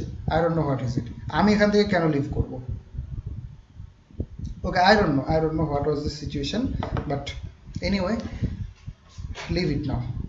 এমার্জেন্সি সিচুয়েশন আর্টিকেল 352 থেকে 360 এই যে প্রভিশনগুলো রয়েছে, এই আর্টিকেলগুলো রয়েছে, এরা এমার্জেন্সি প্রভিশন নিয়ে আলোচনা করছে। এমার্জেন্সি প্রভিশন কি? আজকে পাকিস্তান ছেড়ে দাও, আজকে চীন নিয়ে আলোচনা করাই ভালো, কারণ চীন একদম অপেক্ষা করছে যুদ্ধ বাঁধানোর জন্য। সো চীনের সাথে যদি একটা যুদ্ধ পরিস্থিতি তৈরি হয়, মানে হচ্ছে ধীরে ধীরে, বা এখন তো একটু কমও আছে, যদি একটা যুদ্ধ শুরু হয়, ঠিক আছে, যে ওদিক থেকে বোম মারছে, এদিক থেকে বোম মারছে, মানে একদম ফাইনালি ফুল ফ্লেজেড ওয়ার, আমাদের প্রধানমন্ত্রী ঘোষণা করলো যে we are in a war with China, সেই ক্ষেত্রে ন্যাশনাল এমার্জেন্সি ঘোষণা করা হবে, ঠিক আছে? তাহলে এটা হলো ন্যাশনাল এমার্জেন্সি, যে একটা দেশের ওপরে একটা খতরা আর কি, দেশের ওপরে একটা প্রবলেম, ন্যাশনাল এমার্জেন্সি। আর কি আছে, প্রেসিডেন্টস রুল আছে। প্রেসিডেন্টস রুল কোথায় হয়? নিশ্চয়ই প্রেসিডেন্টস রুল তোমরা এতক্ষণে বুঝেছো বা পড়েছো, জানোই যে প্রেসিডেন্ট রুল প্রত্যেকটা পার্টিকুলার স্টেটের উপরে হয়, অমুক স্টেটে প্রেসিডেন্টস রুল ইমপ্লিমেন্ট করা হচ্ছে। আর ফিনান্সিয়াল এমার্জেন্সি হয়, তো প্রত্যেকটা এমার্জেন্সিকে কে কে বলবে যে হ্যাঁ এখন এমার্জেন্সি হবে, কে সিদ্ধান্ত নেবে? না, প্রেসিডেন্ট নেবে। কিন্তু প্রেসিডেন্টের সিদ্ধান্ত, অর্থাৎ প্রেসিডেন্ট প্রত্যেকটা ক্ষেত্রে এইরকম যে প্রেসিডেন্ট যদি ইচ্ছা করে তো কালকে থেকেই এমার্জেন্সি শুরু করতে পারে, এমার্জেন্সি ঘোষণা করতে পারে।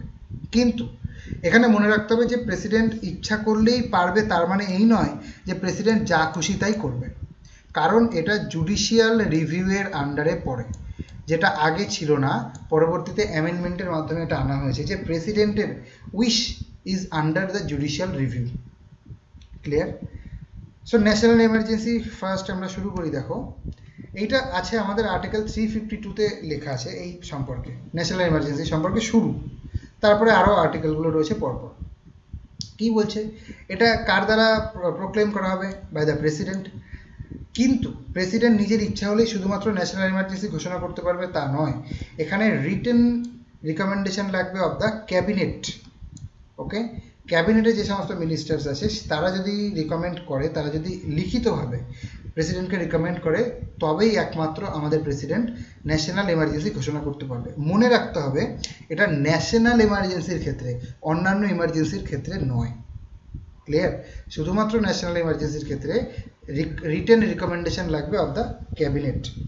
এরপরে in whole country or part, অর্থাৎ এটা শুধুমাত্র সারা দেশেই হতে পারে, সারা দেশের ক্ষেত্রে ন্যাশনাল এমার্জেন্সি ঘোষণা করা যেতে পারে, অথবা বললো শুধুমাত্র কাশ্মীরে, অথবা শুধুমাত্র উত্তরাখণ্ডে, অথবা শুধুমাত্র মনে করো এরকম বলে দিল কাশ্মীর, উত্তরাখণ্ড, হিমাচল প্রদেশ, ইউপি, এই এলাকাটা, এই জায়গাটা ন্যাশনাল এমার্জেন্সি ঘোষণা করে দিল, বাদবাকি জায়গা নর্মাল। অর্থাৎ আমাদের চীনের সাথে যুদ্ধ হচ্ছে, তো এইটুকু জায়গা ন্যাশনাল এমার্জেন্সির আন্ডারে রাখলেই হবে, প্রেসিডেন্টের আন্ডারে রাখলেই হবে। সো পুরো হোল কান্ট্রিকে যে ন্যাশনাল এমার্জেন্সির আন্ডারে আনতে হবে এর মানে নেই, একটা ছোট পার্টকেও আনা সম্ভব। এরপরে কি, ন্যাশনাল এমার্জেন্সির বেসিক্যালি দুটো পার্ট, একটা হচ্ছে এক্সটার্নাল, একটা ইন্টারনাল। এক্সটার্নাল এমার্জেন্সি কি? যখন ওয়ার, অর্থাৎ যে কোনো দেশের সাথে যুদ্ধ শুরু হলো, বাইরে থেকে মানুষজন এসে আমাদের দেশে ঢুকছে, সেই ক্ষেত্রে এটা হচ্ছে এক্সটার্নাল এমার্জেন্সি। আর ইন্টারনাল এমার্জেন্সি হচ্ছে আর্মড রিবেলিয়ন। আর্মড রিবেলিয়ন মানে অর্থাৎ দেশের মধ্যে কিছু লোক তারা বিভিন্ন ধরনের লাঠি বা এই ধরনের কিছু আর্ম হাতে তুলে নিল এবং তারা আমাদের গভর্নমেন্টের এগেইনস্টে যুদ্ধের মতো ঘোষণা করে দিল, এইরকম একটা ব্যাপার।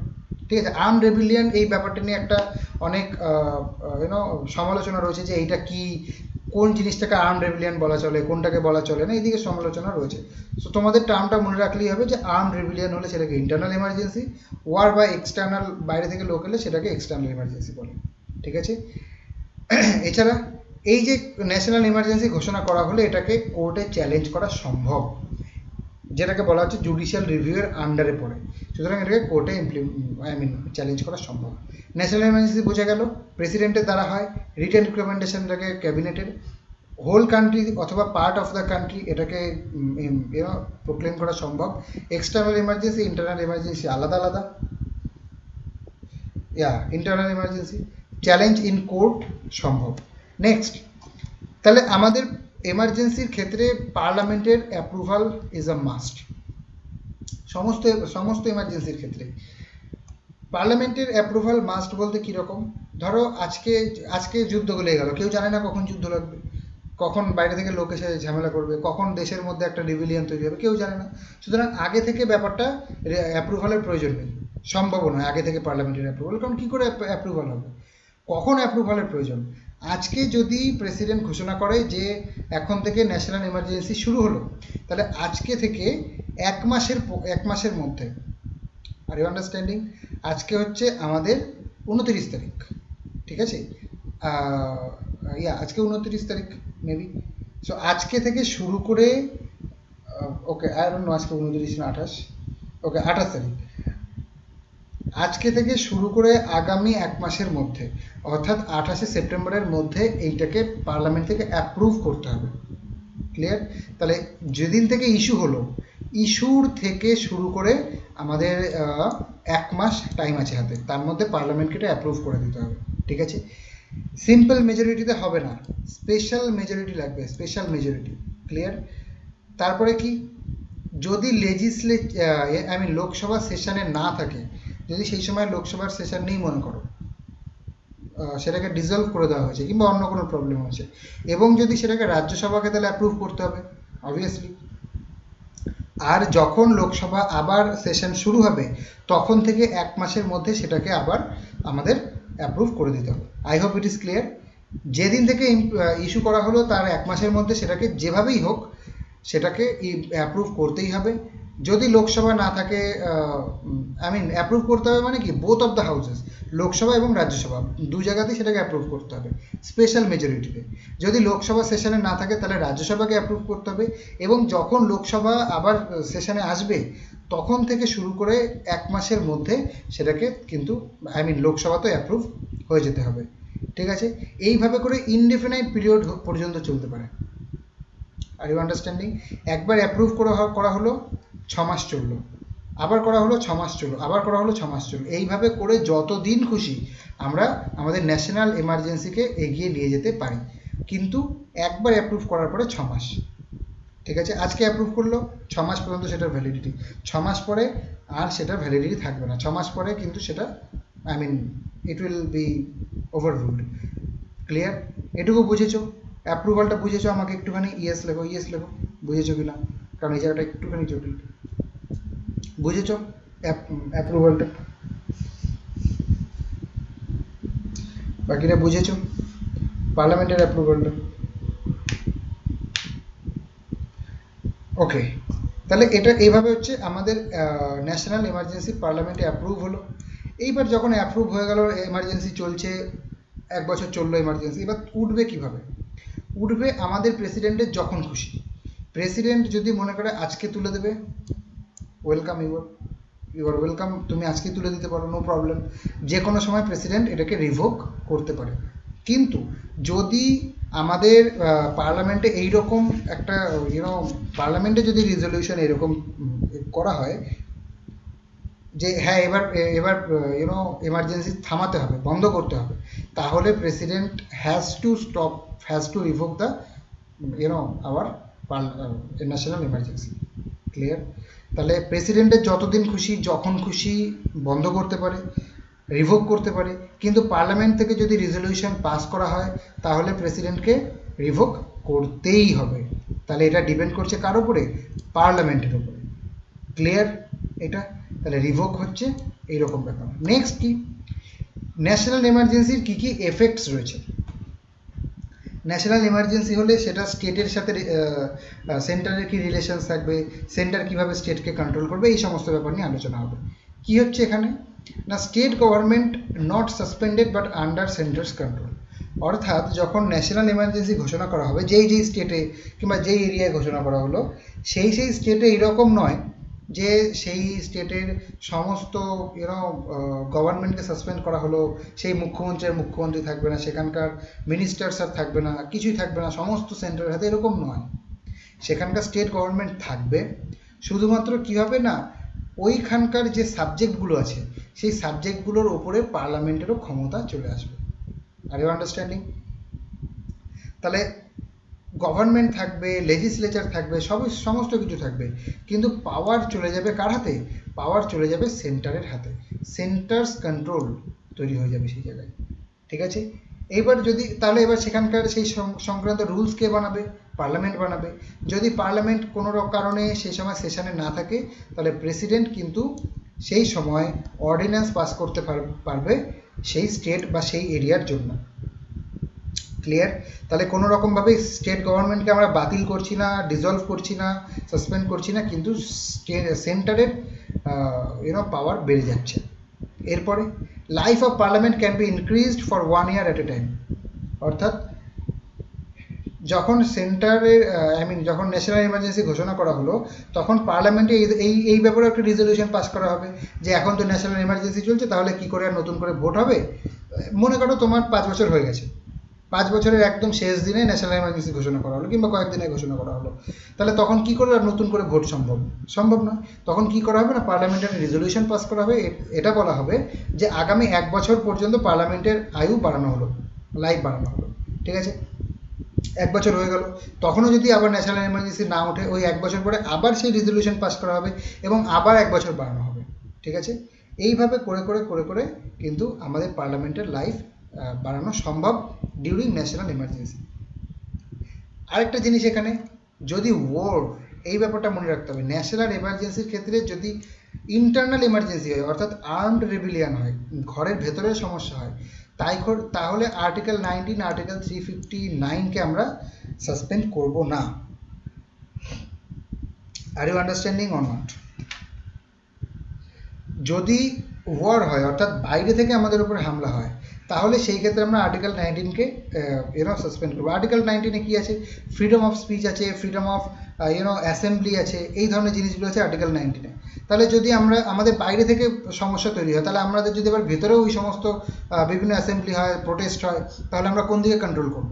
সেই জন্য আমরা যদি ওয়ার হয়, সেই সময় আর্টিকেল 19কে আমরা বাতিল করে দিতে পারি, ঠিক আছে। কিন্তু যদি আর্মড রিবিলিয়ন হয়, অর্থাৎ ভেতরের থেকে সমস্যা তৈরি হয়, ঠিক আছে, কোনো একটা গভর্নমেন্টের এগেনস্টে কিছু মানুষজন রিভিলিয়াস হয়ে ওঠে, সেই ক্ষেত্রে আমরা ফ্রিডম অফ স্পিচকে খর্ব করতে পারবো না, সেটাকে ছিনিয়ে নিতে পারবো না, ঠিক আছে।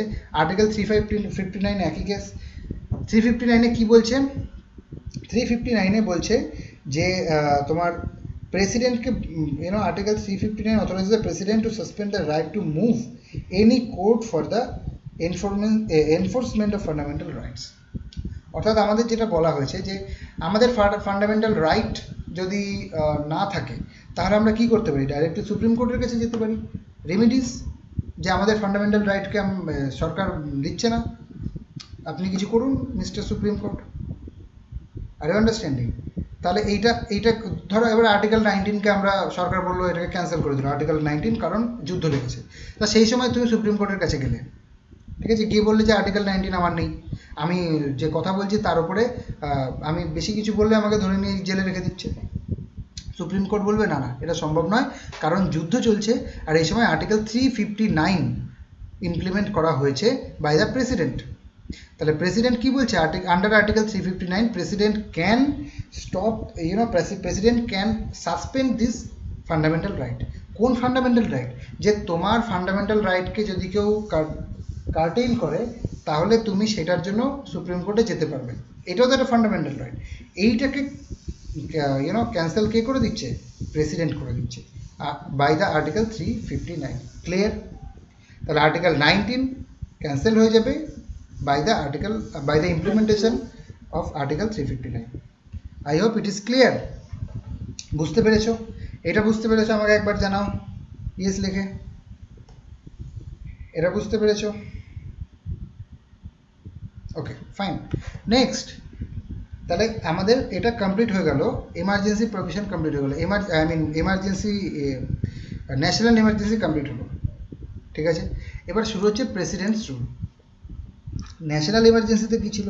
বাইরের থেকে যুদ্ধ হলে তবে সারা দেশ জুড়ে যখন একটা সেন্ট্রাল গভর্নমেন্ট যখন বলবে যে হ্যাঁ আমাদের সমস্যা, সবাই মিলে একসাথে হতে হবে, এখন আর কোনো রকম বিভেদ চলবে না, আমরা কোনো স্টেটের কথা শুনতে পারবো না, সবাইকে সেন্টারের কথা মেনে চলতে হবে, এইটা ছিল ন্যাশনাল এমার্জেন্সির ক্ষেত্রে। কিন্তু প্রেসিডেন্টস রুলের ক্ষেত্রে এরকম নয়, কারণ president rule is under article 355। এটা কি বলছে?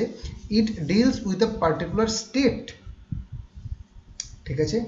আজকে যদি মনে করো বিহার বলল যে আমরা ন্যাশনাল এডুকেশন পলিসি মেনে চলি না, আমরা ওইসব মেনে চলবো না, তাহলে প্রেসিডেন্ট কি বলবে? যে তুমি আমার কথা, আমাদের সেন্টারের কথা শুনছো না, সুতরাং তোমার ওখানে প্রবলেম আছে, তোমার গভর্নমেন্ট ঠিক নেই, তোমার যে সমস্ত সিস্টেম গভর্নেন্সে ঠিক নেই, সুতরাং তোমাদের এখন যাও, এখানে প্রেসিডেন্ট রুল আমি ইমপ্লিমেন্ট করছি। ক্লিয়ার? তাহলে প্রেসিডেন্ট রুল কোনো স্টেটের উপরে তখনই শুরু করা হবে যদি সেই স্টেট কোনো কারণে সেন্ট্রাল গভর্নমেন্টের ডিরেকশনস না মেনে চলে, সেন্ট্রাল গভর্নমেন্টের ডিরেকশন না মেনে চলে, এবং যদি কনস্টিটিউশনের সাথে অ্যাকর্ডিংলি না চলে। ক্লিয়ার? এইটা কার দ্বারা হতে পারে? প্রেসিডেন্টের দ্বারা হতে পারে, যদি সে মনে করে। ক্লিয়ার? আর কি? With or without the recommendation of government. এইরকম নয় যে তখন ওই বিহারের গভর্নরকে বলতে হবে যে মিস্টার প্রেসিডেন্ট আপনি এখানে প্রেসিডেন্ট রুল শুরু করুন। গভর্নর বলুক আর না বলুক, প্রেসিডেন্টের যদি মনে হয় যে ওখানে দরকার প্রেসিডেন্ট রুল, তাহলে সেখানে শুরু করে দেবে। ক্লিয়ার? এটা হচ্ছে প্রেসিডেন্ট রুল। তারপরে কি হচ্ছে, এইবার দেখো এখানে পার্লামেন্টের অ্যাপ্রুভাল দরকার, সুতরাং সমস্ত জায়গায় পার্লামেন্টের অ্যাপ্রুভাল দরকার। আগেটার ক্ষেত্রে দেখেছি যে ইস্যু করার থেকে 1 মাসের মধ্যে, এইখানে হচ্ছে ইস্যু করার পরে 2 মাসের মধ্যে। এই ছোট ছোট ফ্যাক্টগুলো মনে রাখতে হবে তোমাদের। WBCS এর যে কোশ্চেন এই টাইপের হয়, ইউপিএসসিতে এই ধরনের কোশ্চেন জিজ্ঞাসা করে না, যে ক মাসের মধ্যে কি এ সমস্ত জিজ্ঞাসা করে না। WBCS জিজ্ঞাসা করতেও পারে, no certainty about this thing. তাহলে এখানে বলা হচ্ছে যে ইস্যু যেদিন থেকে হবে তারপরে 2 মাস টাইম আছে, 2 মাসের মধ্যে তোমাকে পার্লামেন্টে অ্যাপ্রুভ হতে হবে। কিভাবে না, সিম্পল মেজরিটি, এখানে কোনো রকম স্পেশাল মেজরিটির প্রয়োজন নেই, যদি সিম্পল মেজরিটিতে হয়ে যায় তো হয়ে গেল। এরপরে কি বলছে যে একবার অ্যাপ্রুভাল হয়ে গেলেই তোমার 6 মাস চলবে। ঠিক আছে, একবার অ্যাপ্রুভাল হয়ে গেলে 6 মাস চলবে, 6 মাসের পরে আবার অ্যাপ্রুভাল করতে হবে। এইভাবে করে করে ম্যাক্সিমাম 3 বছর চলতে পারে। Are you understanding? আগেরটাই ছিল আনলিমিটেড টাইম ন্যাশনাল এমার্জেন্সির ক্ষেত্রে, কারণ যুদ্ধ কতদিন চলবে কেউ জানে না।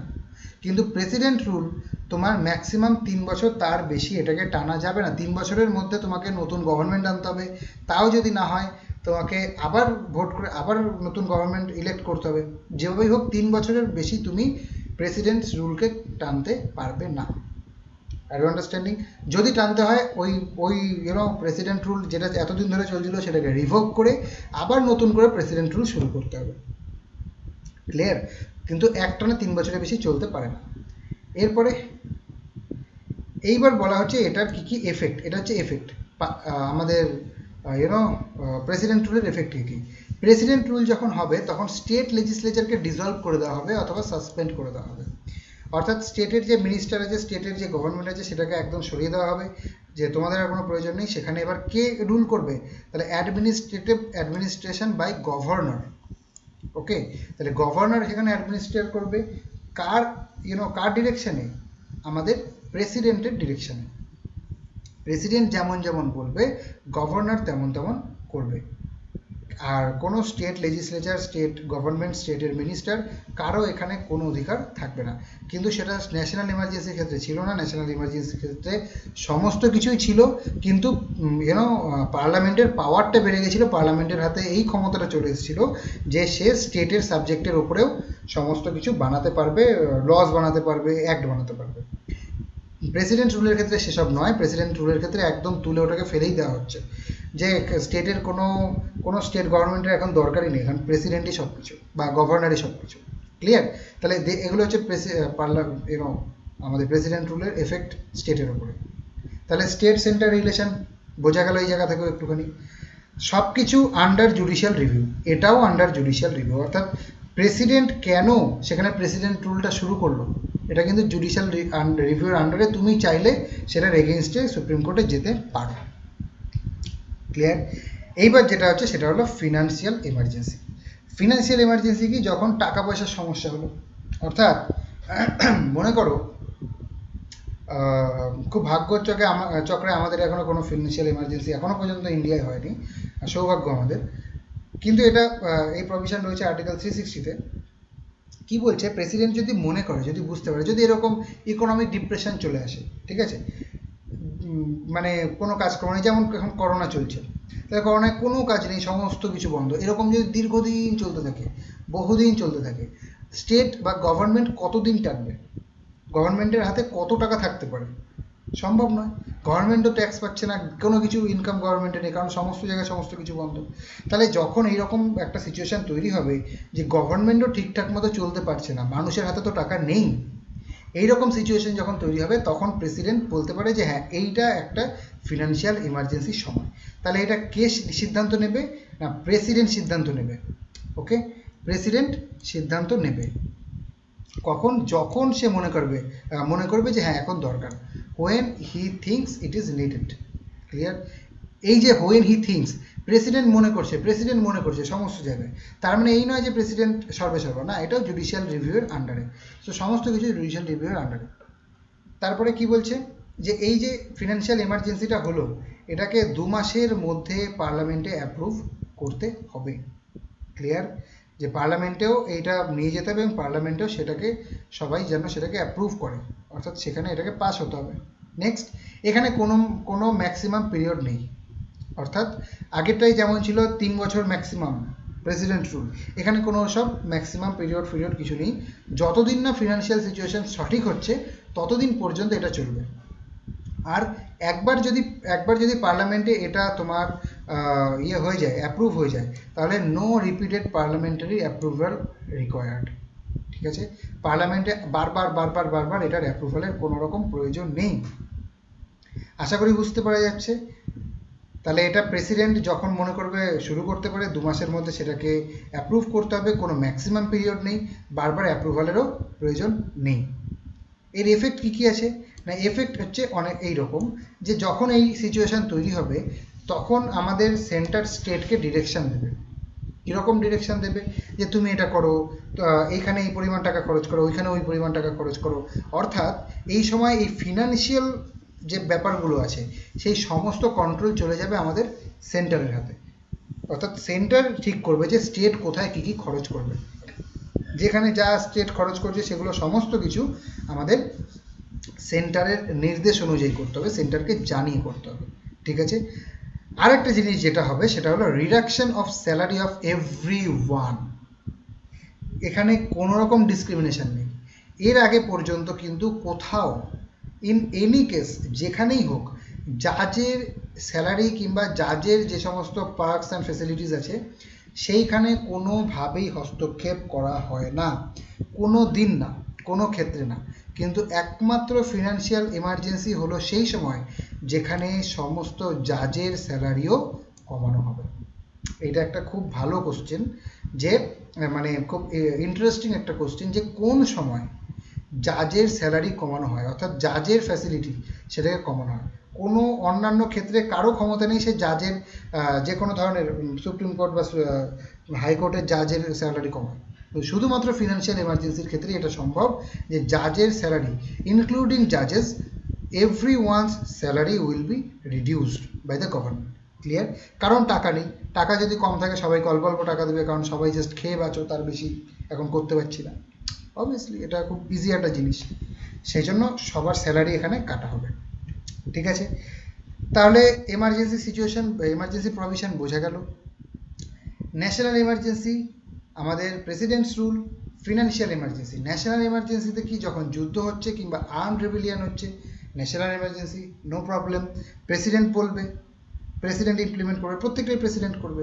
প্রেসিডেন্টস রুল যখন কোনো পার্টিকুলার স্টেট আমাদের সেন্ট্রালের ডিরেকশন মেনে চলছে না, অথবা কনস্টিটিউশনকে মেনে চলছে না, অথবা এখানে একটা খুব প্রবলেম একটা তৈরি হচ্ছে, সেই সমস্ত ক্ষেত্রে প্রেসিডেন্ট যদি মনে করে সেখানে প্রেসিডেন্টস রুল শুরু করতে পারে। ফিনান্সিয়াল এমার্জেন্সি কি যদি টাকা পয়সা বা ফিনান্সের খুব ঘাটতি হয়, অর্থাৎ কোনো কাজকর্ম নেই, সরকারের কাছেও কোনো টাকা নেই, এই ধরনের যখন সিচুয়েশন তৈরি হবে সেই সমস্ত ক্ষেত্রে ফিনান্সিয়াল এমার্জেন্সি ঘোষণা করতে পারে কে? প্রেসিডেন্ট।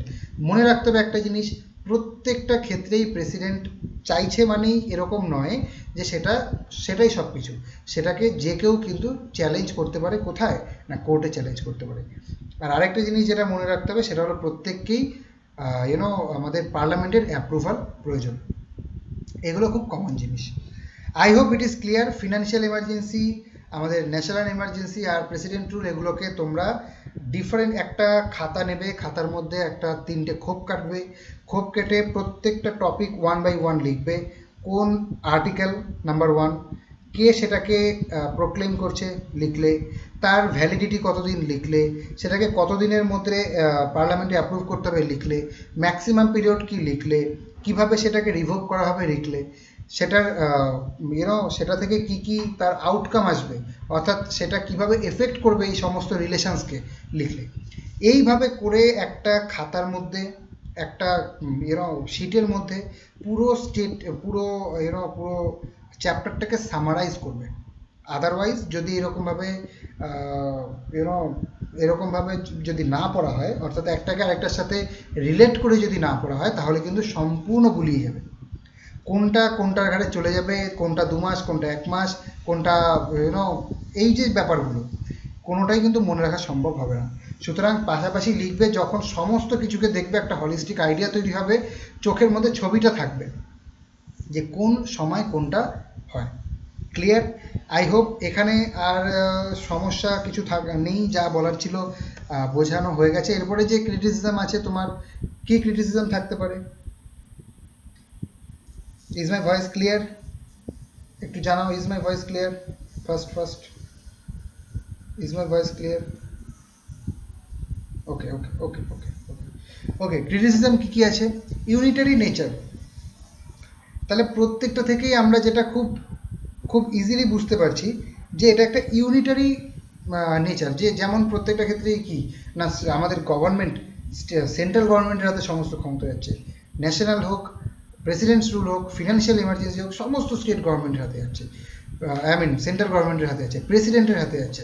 তাই বলা আছে যে মানে ক্রিটিসিজম করাটা হচ্ছে এরকমভাবে যে প্রেসিডেন্ট এখানে ডিক্টেটর হয়ে যাচ্ছে, অর্থাৎ প্রেসিডেন্ট যা বলবে সারা দেশে তাই হবে, এখানে কোনো ডেমোক্রেসির কোনো রকম চিহ্নই থাকছে না। অর্থাৎ ডেমোক্রেসি মানে কি, যারা দেশের রিপ্রেজেন্টেটিভ, মানুষের রিপ্রেজেন্টেটিভ, তারা এসে এখানে কোনো সিদ্ধান্ত নিতে পারছে না, সুতরাং ডেমোক্রেসি নেই, unitary nature, president is becoming a dictator. So this are the criticism, you have to just read it and some idea should be in your mind, and that is it. এখানে এর থেকে আর বেশি কিছু criticism মনে রাখার তোমার প্রয়োজন নেই। সো যদি কোনো ডাউট থাকে অবভিয়াসলি তোমরা আমাকে জানাতে পারো, নাম্বারে জানাতে পারো, যেরকম জানাচ্ছ। যারা জানাচ্ছ না, ডাউটগুলোকে রেখে দিচ্ছ সাথে করে, পরে ভুগবে কিন্তু, ঠিক আছে? তো যদি কোনো প্রবলেম থাকে নিজে চেষ্টা করো, গুগল সার্চ করো, যত রকম সম্ভব হয়, যতক্ষণ একটা ডাউট ক্লিয়ার না হচ্ছে সেটাকে ছাড়বে না। গুগল সার্চ করো, বই পড়ো, অন্য জায়গা থেকে ফলো করো, আমাকে মেসেজ করো, যেভাবে হোক ডাউটগুলোকে ক্লিয়ার করো। তা নাহলে এর পরবর্তীতে পরীক্ষার সময় দেখবে যে আর কিছু মনে নেই, কারণ শুধু ডাউটস আর ডাউটস আছে। আর এত ফ্যাক্টস মনে রাখতে গেলে বারবার বারবার বারবার রিভাইজ দরকার, সুতরাং রিভাইজ করো, আবার রিভাইজ করো, আবার রিভাইজ করো, রিপিট করো, নতুন করো, রিভাইজ করো। যত রিভাইজ করবে তত ধীরে ধীরে জিনিসগুলো কনসলিডেটেড হবে। একটাকে আরেকটার সাথে রিলেট করার চেষ্টা করো, দুটো পয়েন্টকে কানেক্ট করার চেষ্টা করো, ঠিক আছে? একটা এখানে একটা ওখানে আলাদা আলাদা ছড়িয়ে থাকলে কোনো দিন মনে থাকবে। কানেক্ট করো, একটাকে আরেকটার সাথে রিলেট করো। That is it for today. Thank you very much for joining and attending the class. পরের দিন আমরা যেগুলো করব সেটা হলো প্রেসিডেন্ট করব, আর তারপরে আরও কয়েকটা চ্যাপ্টার করব। So thank you for joining, have a good night, and for tomorrow have a good day. I hope everyone is clear, everything is clear. So thank you, that is it for today.